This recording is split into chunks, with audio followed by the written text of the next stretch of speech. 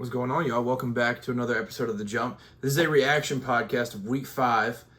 Now, I traveled to the Whiteout, so now it's a little bit later of an episode than it usually is. I usually do it as a reaction Saturday night. Came back, got home last night, got some to talk about from the Whiteout that was absolutely amazing. A lot of good games to talk about. So I got to watch a lot of the noon slate Saturday. I watched Friday night's games, and I watched some of the 3:30 slate. That's where it got a little, that was in and out of places. So I had to rewatch some of the 3:30 slate. I watched some of the night slate. I'm here to talk about it. Hope you all enjoyed it. I enjoyed kind of following along while at the game, but seeing the game in person, being at a Whiteout was, I can't put it into words. It was unbelievable. So I'll be excited to talk about that. I'll also have another video coming out of kind of just a vlog of the Whiteout that I'll post on my main channel, Cameron Waddle, and then on this channel as well, The Jump Sports. So I'm excited to talk about all these games. We'll get straight into it. We'll just go back to Friday night. Now, I don't have a ton to talk about in either game. It was really, Florida State may not be what we thought exactly, but I don't think it's that. I think I had the narrative built up in my head that Florida State was going to be a top 10 team. This is a perennial team. They will be like this all year, where it's them or Miami, ACC champs. They are above the rest by far. I think they may be, if there's an A tier and a B tier, they might be on the line to where they're not in the B tier, where there's a certain level of teams where there's Louisville, Duke maybe. I think they're above those, but I don't know if they're necessarily Miami. We'll get to see that this week, though. That's the beauty of the sport, so we'll get to learn a lot about that. But I do think Virginia needs the hype, man. Virginia deserves it. They lost to an NC State team that may be good. We don't really know. But Virginia, Chandler Morris is the definition of a roller coaster ride, where I've said that about a few players, where I've said that about Aiden Childs, where they will make plays where you're like, what on earth was going through their mind? And then they'll make a play where he did it numerous times with his legs. He had some throws. He's a roller coaster, but he, at his highs, he's as high as you can get. He's amazing. So he obviously had a few terrible turnovers. Florida State went down 14-0 like early. Came back, and it was an incredible fight back by Castellanos. Deuce Robinson, great game for him. Obviously, he had the bobbled catch. That one, you can leave a comment on whether you think that was a catch or not.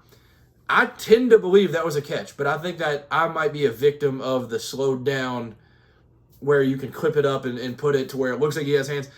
Live, I was like, oh, that's definitely out. He was but then they slowed down, and I don't really know. Very, very close play, but unreal. It was unbelievable. And also, maybe the best field storm of all time.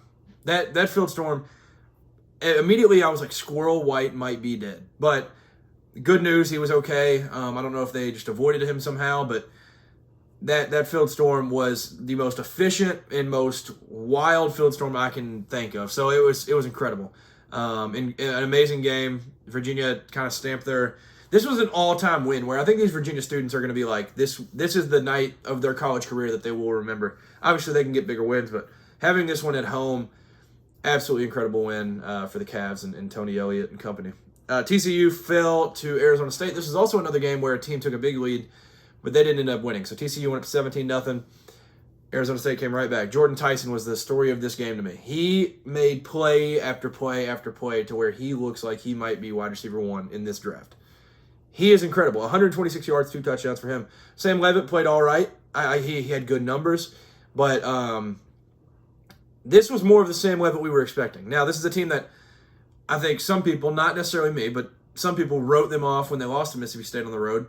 Mississippi State's good, dude. You can see that from the Tennessee game this week. They're battling this Arizona State offense. It's only 27 points, so it's hard to be like, this is what we were expecting with what they returned. But the running back room is great.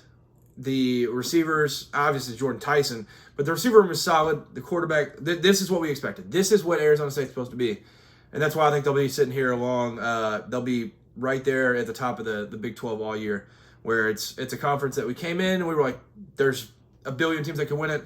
Now we're at the point where there's a certain group at the top where you're like, yeah, these teams can necessarily, they can win this conference. Arizona State is in that, which we expected in the preseason, but here they are, 2-0 in the Big 12 and got a big one Friday. Moving on to Saturday, Ohio State went to Washington. This game was dominated by red. Husky Stadium was crazy. It was just all red. But Ohio State snaps the win streak that Washington had at home, where they hadn't lost since 2021, won 20 straight games. Julian Sand's legit. This is a crazy win because they win 24-6, and they didn't even necessarily let Julian Sand go out there and ball. I wouldn't say he had training wheels on, but it wasn't called to where it was like, yeah, go out there and sling it, man. Julian Sand was 22 for 28, 208, and 2 touchdowns. Kid is incredible. Bo Jackson, the freshman, 80 yards. He looked good. Jeremiah Smith, it's just he doing Jeremiah Smith things. Once they scored the Jeremiah Smith touchdown, you could tell they kind of the shoulders were let down. They were able to take a breath. They were like, all right, here we go. We're good. Washington, they had certain chances where they could go down and make something happen, but this Ohio State defense is unbelievable. They've allowed throughout the season, so they allowed 6 points in this game. Obviously, the Texas game, they allowed 7. And then the Ohio game, they allowed 9. That's unreal. They've allowed 22 points on the year. It's crazy. It's insane. I know they returned certain guys with Styles, Matthews, Downs. They got some guys back, but Matt Patricia has maybe been the hire of the year. He's been incredible. So this Ohio State defense, maybe the best defense in the country, they showed out against Washington. It was very, very impressive. LSU, Ole Miss. LSU, maybe they're just not good. Now, I don't want to say that just to downgrade what Ole Miss has done, because now we're at the point where Ole Miss, on paper, which is not where games are played, on paper is supposed to lose this game. LSU has the NFL talent quarterback, which I'll talk about here in a minute. They have the NFL talent quarterback. They have the ridiculous depth in the receiver room where they just took everybody's number ones, it felt like. They didn't have Caden Durham, obviously, but they have a good running back room. They're supposed to lose this game. Now, Ole Miss goes out there with a champ, where Trinidad Champ was coming from Ferris State. He's been unbelievable for them. He goes out there, absolute gamer. Trinidad Chambliss balls out on a LSU defense that I do truly believe is very good. I do think LSU's defense is good, but the offense is very, very subpar. It all comes down to the trenches, too, where going into the season, we were already kind of pressing a little break because we were like, man, maybe they're having to replace the entire O-line. Maybe this team will have some struggles early. They're not able to run the ball. And they weren't able to run the ball. They ran for 60 yards maybe. And that's not going to cut it. This is an Ole Miss defense that's not even that good. It's rushing 59 yards. That's not okay. Ole Miss has allowed more points to much worse competition. LSU's got to be able to move the ball, man. I do think, I said I need to talk about it. Garrett Nussmeier, he's got to be hurt. It's just not the Nuss that there's been in the past. Garrett Nussmeier was a guy that I knew as he could throw it through a car wash without getting it wet. That's not the Nuss we have right now. I don't know what the injury is, but he is injured in some way, and I fully believe that because this is not the Nuss we were expecting. There's no NFL scouts aren't stupid. They're coming into the year thinking this guy could end up being the number one guy. He's hurt, and that's the reason that he's not. Now, Ole Miss, like I said, on paper, they're supposed to lose this game. This team, last year's team was the one where it was bought with NIL. There was a crazy roster. They lose different games. I mean, if they beat LSU last year, they go to the playoff. If they beat Kentucky last year, they probably go to the playoff. That team was loaded, and they played really well. They just had a few blips. But this year's team is better. I don't know if Trinidad Chambliss is better than Jackson Dart, but hey, there's an argument. There's an argument. It's a conversation worth having. Ole Miss is very, very good. And even one of LSU's touchdowns was that Nick Anderson early on, they probably get a field goal. I mean, they were already close then anyways, but that's one of their touchdowns right there, and it took a tip drill to end up getting that touchdown. So, big win for Ole Miss. I'd say big win. They didn't even storm the field, so I don't know if it's necessarily, maybe they just came into this knowing. But Landry Kiffin, she got the dub because we found out who she's cheering for by the way she reacted after the game. She was losing her mind. So, she had the navy blue dress on with the 40 patch. She was doing best of both worlds, supporting her boyfriend, but it was awesome. This game was amazing. This was the one that I was really tuned into big time at that 3:30 slate where I was excited for this one, and It delivered. 24-19, big time play to end it there towards the end. Lane gets that celebration, and Lane was just petty right after. He was taking shots at Brian Kelly, talking about the over or whatever, which the over didn't hit, so Lane lied to the public about that. But what a game. What a game. Big time win for Ole Miss. Another 3:30 game was Auburn, Texas A&M. Auburn has an elite defense with an offense that's stuck in slow-mo. Like, Marcel Reed is solid. We'll put it that way. Solid player. Jackson Arnold, he's not bad. I don't know how to even judge him. He just holds the ball entirely too long. Now, he doesn't have... It's not every play that, like, he's got just wide open receivers and he's holding it for that. Like, yeah, there's sometimes that his guys are being covered, but you've got to have the reaction timing to end up stepping up in the pocket, moving a little bit. Like, Jackson Arnold's an athlete, dude. Like, we saw that in the Baylor game. We saw that last year with Oklahoma. Sometimes, like, this dude can move around a little bit. Like, Hugh Freeze, this defense is incredible. They just held Texas A&M to 16 points.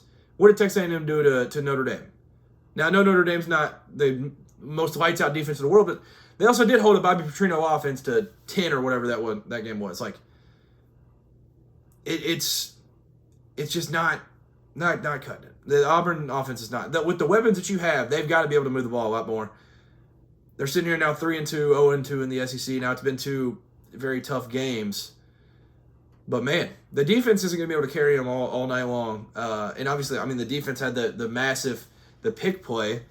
They're late, so we'll see what happens. But man, it's a big win for Texas A&M. I'll just put it that way. They're gonna have to figure out a way. I know they had the one play with was it Singleton that they ran it with, like, just they're trying to just get the guys the ball. But big win for Texas A&M in my opinion. That was a game where if you catch yourself slipping a little bit, you can knock yourself out of the race for the SEC. And the SEC right now is current day SEC is what we thought the Big 12 was going to be. Like Tennessee, Texas A&M, Auburn, Georgia, Alabama, Missouri, Ole Miss, who else? Texas. I'm trying to think. Vanderbilt at this point. There are so many teams that it would not shock me if they won the SEC. And this is one of those games where this is 2 elite SEC teams that I think will be in a lot of games all year that go up against each other, and it ends up being this. And this was kind of the Casey Concepcion coming out party where I was like, this is what I was bought into in the offseason, where I was like, this guy will be the one for them this year. So big win for A&M. Can't say that enough. Can't stress that enough. But even Elko in this one, I mentioned Lane Kiffin trolling Brian Kelly.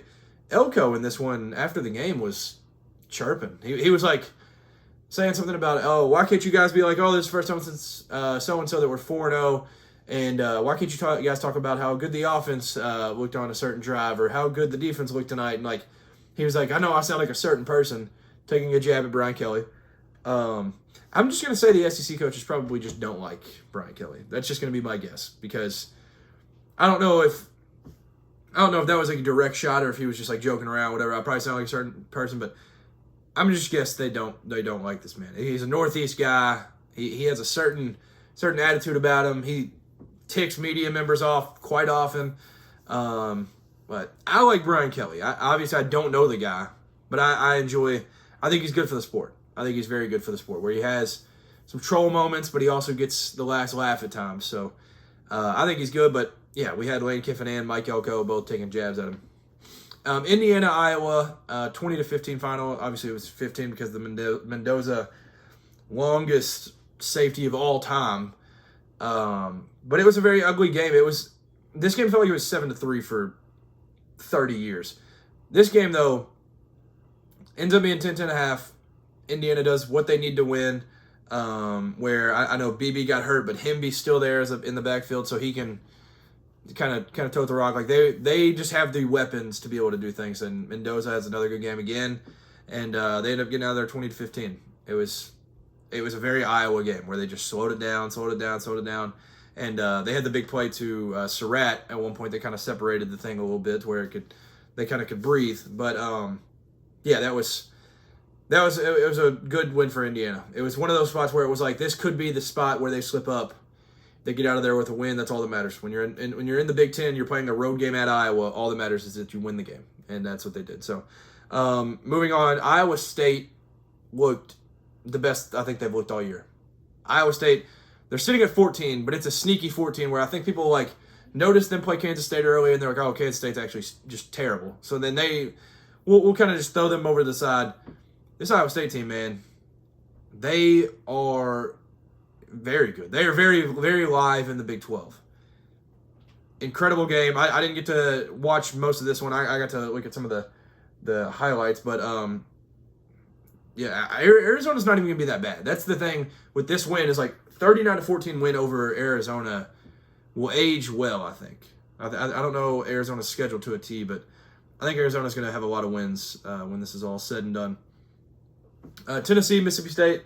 This one I did not get to watch, but I kind of followed. I have a friend that's a Tennessee fan, so he kind of filled me in. Aguilar looked good. You have a guy now in Aguilar that you do truly trust, where he was making plays late. Fluff Bothwell for Mississippi State, the South Alabama transfer, awesome. He looked amazing. Mississippi State's just good. We'll just put it that way. Like, they're a good team, 41-34 in overtime. And like I said about Indiana going to Iowa, if you're Tennessee, go into cowbell territory and you get a win. It doesn't matter how it looks, how you do it. A win is a win. You're now sitting 1-1 in the SEC. You get your first SEC win. So, good win for the Vols. Georgia Tech sneaks out and with a win against Wake Forest. Wake Forest, I was very impressed by their defense. I don't know how good they'll end up being. Claiborne also, I tweeted this one. NFL guy, Sunday guy. Claiborne is nice for Wake Forest. So, Haynes King played well. It took forever to get the offense kind of rolling a little bit. But obviously it was a lot of second half, and then they get the win in overtime where Wake Forest goes for 2 and ends up getting stopped. So they, same thing. You go on the road, get a win. Obviously, Wake Forest probably isn't the best team in the world, but like it's still a sneaky little spot. And like I said, Wake Forest defense, holding Georgia Tech to 3 points in the first half. This offense is kind of moved the ball on almost anybody. Big win for Georgia Tech, just stealing one on the road. Vanderbilt goes off 55, put up 55 in a game. Doesn't matter who you're playing. Utah State, which this one was a little sneaky for a while too. It was close, but Pavia, they end up pulling away, and Pavia is incredible, dude. They end up putting up 55 on Utah State and big win. Now they get game day this week, so that one will be exciting. Missouri wins 42-6 over UMass. The BYU Colorado game. This game was fun. Colorado led for a lot of it. But this game was electric. Bachmeier helps lead the comeback big time. He kind of didn't necessarily carry the team, but he did a whole lot late in that game to be able to help them win. Colorado, they had the lead for a while. They were, I want to say, maybe a touchdown dog. It wasn't a huge spread, but Colorado, they were definitely, if there were, I know Kirk Herbstreit was the one on game day that talked about it where he was like, I might take Colorado even money line. Very, very close. 24-21 victory for BYU, and they just keep rolling. They're 4-0, 1-0 in the Big 12. And their defense is still, I know they gave up 21 in this one. Their defense is still just something else, dude. That BYU defense is going to carry them a long way. USC, Illinois. This one's just a little disappointing because Maiyava looked good. Mekhi Lemon is a legitimate Biletnikoff threat after this performance, where he's actually playing like really good teams now. For Illinois, this is how you bounce back. This is exactly how you bounce back from a 63-10 loss. But if you're USC, the way that you kind of got dominated, what did they end up with rushing wise? Yeah, Illinois ran for 171 yards. That's just that's not going to cut it. And they have Michigan and Notre Dame as their next two. This could get ugly, and I hate that because I thought this USC team was going to be legit. Here we are. They're now 4-1 with maybe a couple of losses coming soon. But if you're letting Illinois run the ball, that's just not going to cut it. But Luke Altmaier looked good. Like I said, Jade Maiyava looked really good. He's just fun. He is fun. But Mekhi Lemon, like I said, he's the one that kind of stood out as the big takeaway for that one. And yeah, I mean, big time win for Illinois. Walk-off field goal. It was a fun little game. But Jordan, the running back, is it Wayman, Jordan, whatever. He looked good for USC. I will say that. That was the other bright spot where you have Mekhi Lemon outside, but if you're gonna have Jordan do that rushing wise, I think you'll be okay in some games. But obviously, it's not a super easy schedule for the Trojans. They have the Michigan game, the Notre Dame game, Nebraska, at Oregon late in the year. Like there's still a couple wins that they'll get, but man, they are staring down the barrel of a schedule that's going to be a little scary. And then the last game that I need to talk about, this was a noon game also. Yeah, noon game. Notre Dame at Arkansas. Now, Sam Pittman has been fired. Now that I'm recording this, I wouldn't have had that if I was filming this Saturday night. So I'll talk about that in the episode during the week. But 56-13, absolutely just destroyed. This game really never felt close. Even when it was like 7-0 or whatever it was, like it was 14-3 at the end of the first. It was never close. I continued to say to my friend Landon, I was like, dude, this is unbelievable. It was like, I think the one that really had me like, I can't believe that what is happening to a literal, like these are grown men just being bullied. The like roll out back to the screen to Love, that was the one where I was like, this is getting ridiculous. Like they scored like a 50-yard play, that one. Jeremiah Love had 70 yards, 2 touchdowns receiving, 57 rushing with 2 touchdowns. Unbelievable game for him. And I think CJ Carr is a big takeaway in this, where he goes 22 of 30, 354, 4 touchdowns. Now, obviously, Arkansas's defense is melted butter, but absolutely amazing game by CJ Carr. And I think you can tell in the first game, I was amazed. I remember doing the video after the Miami game where I was like, this dude, like, he has some poise to him. Like, he doesn't look like he's just a first-time starter or whatever. Like, it's crazy. He's showing more of that every single week. Now, obviously, this is a team that is going to be right there. It's not an easy schedule for them, but the 10-2 Notre Dame thing could happen again, where we're just like, dude, here they go. Where they lose their first 2, but both those teams look like they could be playoff teams at this point. I'm talking about Miami and Texas A&M. They have Boise, NC State, USC, who could be ranked around then maybe if they can steal one of the games coming up. If they could steal the Michigan game, I mean. At Boston College, Navy, at Pitt. Pitt looked good for a lot of the game against Louisville and then ended up selling it late because Miller Moss ended up figuring out how to play football again. But Miller Moss early was horrendous, just awful. But Syracuse and Stanford. Now, it's not a gauntlet. They're probably going to win all those games. But the good thing about this schedule is if they do lose any of these, there's no debate. They're just out. They're not in the playoffs. So, but I think the 10-2 talk will be a real thing that we'll have to deal with coming up soon for Notre Dame. And, I mean, they'll be right there, lingering all year. I think they're 22. I don't know what they are in the new AP poll as of yesterday, but they're going to be right there all season long. But getting to the final 2 big ones, we had which scheduling problem. It was ridiculous. I don't understand why this game ended up happening at the same time. But I'll start with. Need to figure out which one to start with. I'll finish with the one that I was at, because this one, I think that one was better. I do want to say that. So Alabama goes and does what they do once again to Georgia. Now, I talked about this game a little bit last week. I put my prediction out. I did not see this happening. I did not see Alabama going on the road and doing their thing, which is nothing against Alabama. I just thought this Georgia team with that win at Tennessee, this team's legit, and they've got something special brewing.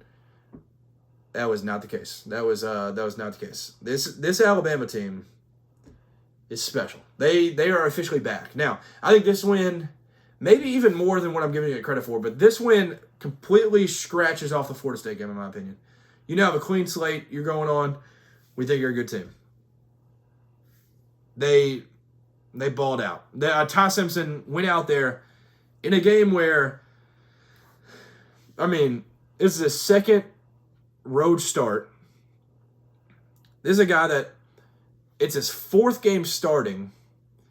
And I would imagine now that Ryan Grubb is there, it's a completely different install. They're getting all these different things in. Ryan Grubb, Kalen DeBoer's like sidekick. He joins the party in Tuscaloosa. His first game, I would say, Ty Simpson's head was probably spinning. We'll just put it that way. It was probably going 1,000 miles an hour. His first start, it's a true road start where this is a Florida State team that's trying to prove Norvell wasn't just a one-hit wonder where he's a Jordan Travis Merchant. They're trying to prove a lot, and it's the slanted A on the other helmet or on the other jersey or whatever. They had something to prove. Ty Simpson goes out there, and he did not even look bad in that game. He goes out against Georgia, 24 for 38, 276, 2 touchdowns. Have a day, young man. Now, I'm not just now getting to the party on Ty Simpson. I've been a fan for a few weeks now where I saw him even against UL Monroe where I was like, dude, that was the game where he was just one of the most efficient games like ever. He was like 17 for 17 or something. Dude is legit. That is the Jam Miller return game. He gets 16 carries in his first game back, 46 yards. He has the play late that helps them. It was awesome. This game for Alabama, you've got to be ecstatic with this. They go scoreless in the second half and still win. They had the Caden Proctor play, which I don't even really have a whole lot to say about that. That was just awesome. That's all you can say. That play was incredible. Big boy getting it. Nearly scored the touchdown. I wish he would have. But they were just getting fun with it. That's Ryan Grubb. Like he's starting to feel it a little bit. You can tell. Like he's starting to understand these guys. Obviously Ryan Williams had that drop touchdown late. That one didn't really affect him because they ended up scoring that drop anyways. But the drop ball late by Georgia is the one that ends up biting them because they don't end up scoring. They also, I don't really understand. I know the analytics thing, and it's hard. I'm being very, very hypocritical because I'll talk so highly about Dan Lanning's play calls where he goes for it, but I'm bashing Kirby doing it. Why in the world did Kirby not just tie the game? I don't understand why you're not just tying the game. You're at home in a blackout. I like your odds. You're Georgia. Go to overtime. Just go to overtime. I don't. What is it? 4th and 3 maybe, and they just try to throw it out to Cash Jones. Like it's just not going to work. I don't. Just tie the game. Tie the game, Kirby. I don't know. Obviously, like I said, I'm being very hypocritical. I just think you got to tie the game in that situation. Like you're at home, and now you end up losing because of that play. They end up running the clock out, and your home win streak is snapped. 33 games down the drain. Since before COVID, they hadn't lost a home game. And here it is. And I don't know what it is about Kirby. Like, what that A does to him, that crimson on the other sideline.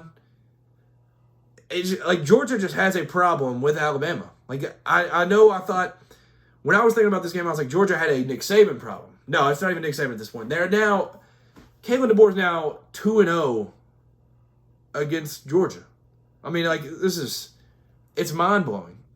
It's just unbelievable. Now, Kirby is now, 1-7 against Alabama in his time. Now, obviously, they have the one that stands out because they won a national championship, but Georgia's got a Bama problem. Like, I want to have a takeaway that, like, oh, Georgia's pass defense is terrible. You can throw the ball all over them. I don't even know if it's that. Like, obviously, Tennessee did it, but Tennessee's going to throw the ball on everybody. I don't even know if it's that. Like, these two teams, there's a Tennessee where they're going to throw the ball on anybody, and then you have an Alabama problem. Now we'll see how their actual pass defense will be against the rest of the schedule. Now, Georgia, they don't have necessarily an easy schedule where I think preseason I picked at Auburn as a loss. They're still going to play Texas, who we'll see. They're still going to play Ole Miss, Georgia Tech late in the year. It's gonna be iffy. But Alabama, if you were Alabama, you got to be ecstatic at this point. I'm sure these Alabama fans went into church with a big old smile. The preacher probably said a little something while he was preaching. You got to be excited, man. They don't have an easy schedule either. Like I was saying, they at Missouri, Tennessee, South Carolina, LSU, Oklahoma, Auburn, on the road. Like, It ain't going to be easy. But Alabama is back. Alabama is officially back. So, big-time win for them. Kalen DeBoer moves on, and he had been so bad in the road games where he lost to Vandy in Oklahoma. What a big-time road win to kind of silence the haters for now. Big-time win for the Tide. Moving on to the game that I was at, the whiteout. Now, before I even talk about the game, you'll get this from the video or like the vlog if you watch that. I will never recommend something more than the whiteout. Oh my goodness. The whiteout as a sporting event is something that doesn't even get hyped up enough. Like, it looks cool. When you go and you experience that, it's unbelievable. I went to, I have the ticket right here, Tennessee versus Ole Miss, October 16th, 2021. That was the Lane Kiffin return. That game was rock. But I would say the whiteout, I had a headache 45, 50 minutes before the game. Like, it was that loud to where your head was hurting before kickoff. I'm telling you, the loudest that I remember that Tennessee game getting,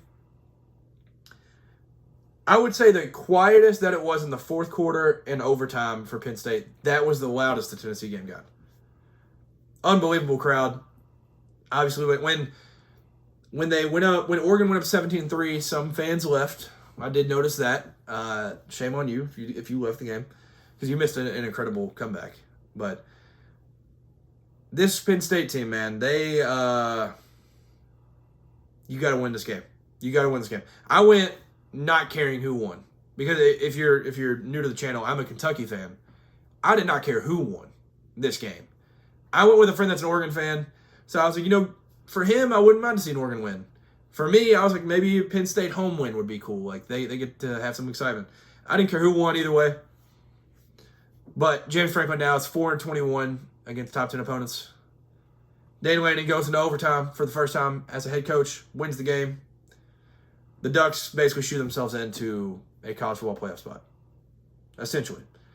Penn State now, you've got to split at least the Indiana and Ohio State game, and neither of those are a blowover, obviously. You're probably not going to beat Ohio State, just being honest. It's in the shoe.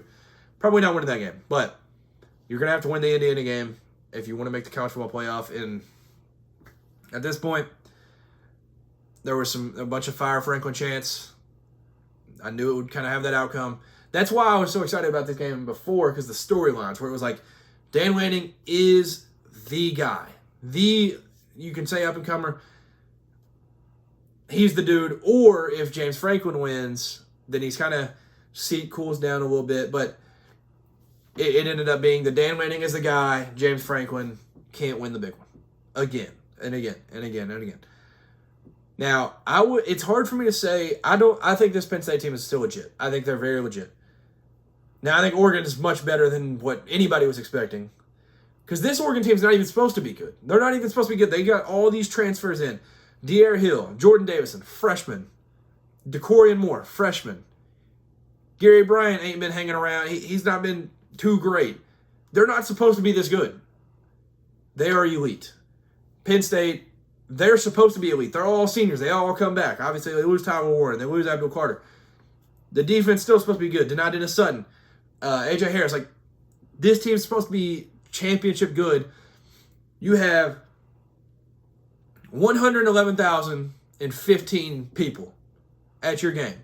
Now, probably 8,000, I would guess, were Oregon fans. So you're sitting there, about 103,000 people, over 100,000 people are cheering for you. Quiet when you're on offense. Loud when you're on defense trying to disrupt the other team. And you lose that game, it almost has me iffy to call them still national championship good. That's what this loss means to me. They're going to have to be able to run the ball better. They ended up with 139 rushing yards. Drew Aller, though, his legs were the difference in that second half. He had that one drive where, it might have been the one to tie it, where he ran the ball and just made plays happen. There was third downs. There was like a 3rd and 9 at some point where they ended up calling a draw, and he runs it and gets the first. His legs were good. He played all right. It's not even that he played that bad. He had the pick in the end, which feels like same old Penn State, same old Penn State. But I think it's less degrading Penn State and more lifting up Oregon. Because I've tried to look. I mean, my friend Lana, we wanted to watch some just some recaps and stuff, and I heard so many people just bashing Penn State. I don't even think it's that. I haven't heard enough praise for Oregon. Oregon needs the praise because Dante Moore, I mean, I'll put out my Heisman list. It'll come out probably after this video, after this podcast. Like, he's the Heisman favorite. I said that going into this game, like, the winner of this game is probably going to end up being towards the top of the Heisman. Dante Moore is my favorite right now. He's the number one guy. De'Aaron Hill, the freshman, on his birthday, 10 carries, 82 yards. Dante Moore's legs. This is a guy that in high school was listed, I think, as a pure pocket passer, maybe. He was not a dual threat. It might have been pro style, whatever it was. These legs, man, they were the difference. They were the difference. He had the one late where he ended up getting, slipping out of a tackle, almost got the first down, or almost got the touchdown late. Dude's special, man. And it is absolutely, I heard J.D. Piquel put this out. I saw like a TikTok about it. He said it is absolutely psychopathic and like insane that Dante Moore, in the hardest environment he's ever played in like his first like truly insane environment road game, walked out there like it was a Tuesday practice. That was what J.D. Piquel said, and I completely agree. He was out there. I tried to look up the highlights because I was like, I just want to watch the highlights again. Like, it was so cool. And I think it was after the Devontae Ross sweep touchdown in the first overtime. I think that was. I might be mixing them up. But after that touchdown, where it's a very crucial point, you're down, you go down, he's unfazed. They pan to the sideline, he's completely unfazed. Dante Moore, he's efficient. Tez Johnson said that he ain't never seen somebody throw a ball like him. He had the play where he's rolling out and avoids the sack from Dennis Sutton and throws a sidearm ball to Gary Bryant in that was the first overtime. Yeah. That one, that's the one that tied the ball game. That is insane. Or no, that's the one that took the lead. Making that play at that point basically first year. Played at UCLA, but I'm not really counting that. This is basically first year. Insane play. He had one flaw the entire game. That one flaw, he threw a pick on a 2-point conversion where he was just trying to force a ball into a slant. Like, there wasn't nothing else. I mean, like, maybe just try to run a little bit, but like, at the end of the day, if that is your only mistake in this environment, unbelievable. Unbelievable. Now, DeCorian Moore, he is a freshman that looks like he's a junior or a senior. He is incredible. He had the catch late where he mossed whoever it was. They had him lined up on different DBs all night, and he thrived against anybody. Kenyon Sadiq, same thing. 6 catches, 49 yards. They'd have him on sweeps and all that. Sadiq is so good. Sadiq the Freak. Incredible player. So, if you're Oregon, like I said, you basically shoot yourself into a playoff spot. You have Rutgers. You have the Indiana game. You have a bye week, then Indiana. So that one will be important. But you have Wisconsin at Iowa, who doesn't look as good as I was hoping they'd be in the regular season. Minnesota, USC at home, and then at Washington will be a tough one. But man, you set yourself up very, very good. But yeah, Kaytron Allen, I mean, he ended up showing up late, played good, late, had the touchdown towards the end too. Like, but the thing that makes me hold on and say, like, maybe this isn't the same old Penn State is the way they came back. Because the way they came back was using the receivers, where Devontae Ross from Troy, Trevor Pena, Syracuse, those are the difference. Those guys made the difference. Where late, you didn't just turn to the running backs. I mean, they have Kyron Hudson. Like, the transfers are the difference, and the transfers are in the positions that they've never had help in. So Drew Allar has these weapons, and yeah, he ends up throwing that pick late. But also, shout out Dylan Thieneman. I don't know if it was necessarily his man, but Devontae Ross had that touchdown on like the post or whatever it was late, where he scores that touchdown, and Dylan Thieneman was right there. And seeing a dude like bounce back from that is just so cool. Like, just seeing, like, 'cause he's the one that made the pick. He said he was about to bump Luke Reynolds onto to the safety over top or whatever, and he was about to take somebody down, but he saw Drew Eller's eyes looking, and he just jumped up and stole it. So, incredible game. This Oregon defense, though, they are legit. Like, I don't even think it was necessarily like Penn State.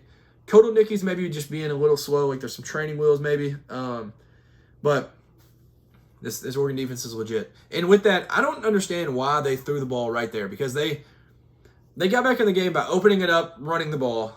They opened it up by throwing passes downfield. They got some things going.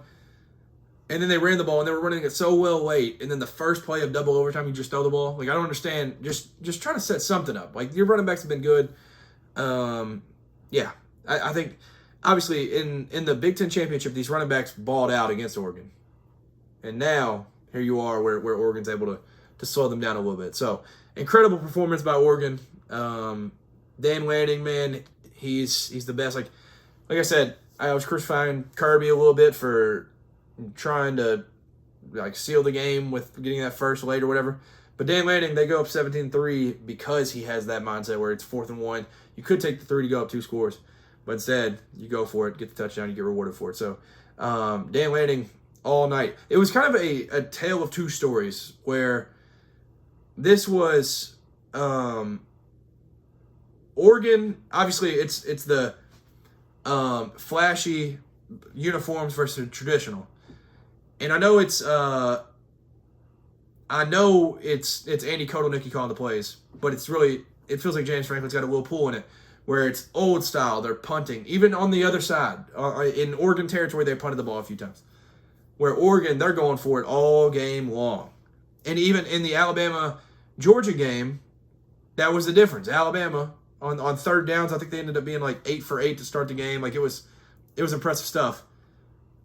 Now, in this game, it was similar, where Oregon continued, and that's why Penn State came back late, was they actually went for it, and they were able to get the yards and everything that they needed. So it was an incredible game, nonetheless. Like, this environment, everything was awesome. Like I said, I'll have a video coming out of this game, but unbelievable game by Dante Moore. That's the big takeaway for me. Like, he's the part. He looks the part. He's so good. And big time win for the Ducks, man. They're rolling, and I think that'll do it. I feel like I'm missing something, but obviously I have the midweek episode if I have any more statements. But amazing week of college football. I don't know if we have a week like this the rest of the year, really. Like, obviously, we'll start to learn a lot these next few weeks because there's a lot more like conference matchups. We'll get to see some good teams against good teams and get to have some fun with it. So I'm thrilled. This weekend lived up to the hype. Out of the two, like, just freaking mega games, you get one overtime and one 3-point victory, and get to see that. So this weekend was incredible. Like I said, whiteout video, still have the pom-pom, got a Penn State shirt, not even a Penn State fan, but that place was awesome. So thank you for tuning in. I'll have another episode coming out here in a couple of days, probably. It's usually Wednesday, but maybe it'll be Wednesday or Thursday. So tune into that. Hope you enjoyed the weekend. Leave your thoughts in the comments on this weekend, whether it's your team, other teams, or your takes in general on what this weekend was. Peace.